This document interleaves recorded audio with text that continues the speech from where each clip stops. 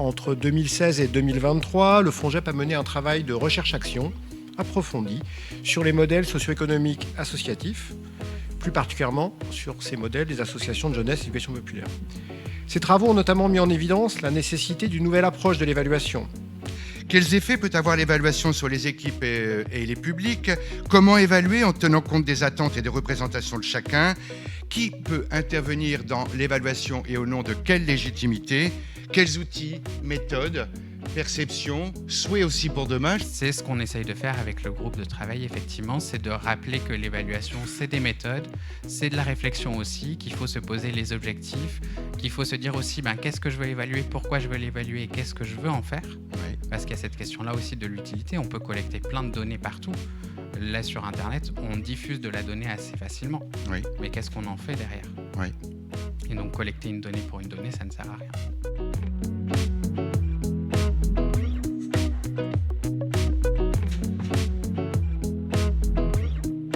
C'est vrai qu'au départ, on pouvait exister par le fait qu'on recevait 300 jeunes par jour, 500 jeunes par jour, etc.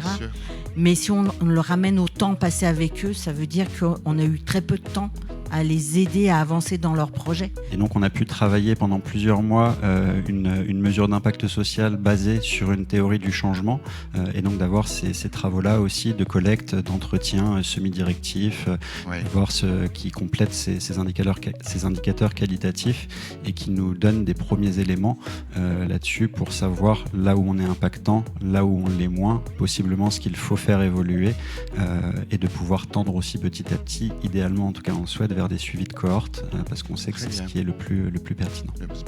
Nous, ce qui est intéressant à la Ville de Lyon, c'est qu'on a une approche évaluative qui est plus sur l'évaluation du partenariat. Et donc, ça nécessite une autre posture, en fait, d'autres outils aussi, et une approche qui est un petit peu différente, parce qu'on se sent, la Ville de Lyon, bien sûr qu'elle est financeur, donc ça pose il y a un paradoxe aussi dans la posture qu'on peut avoir avec les associations d'éducation populaire, puisqu'elles mettent en œuvre des politiques publiques, et en même temps, on défend la liberté associative.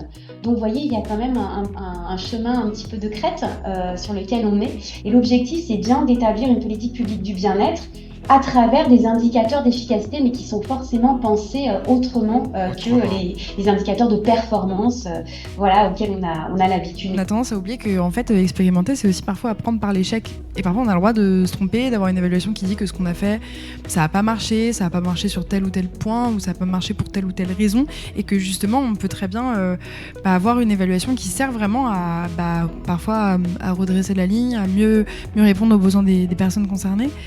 Et que du coup elle peut être riche d'enseignements même si elle documente des échecs et des difficultés. Moi, ce que je retiendrai, c'est qu'il faut essayer de créer des synergies.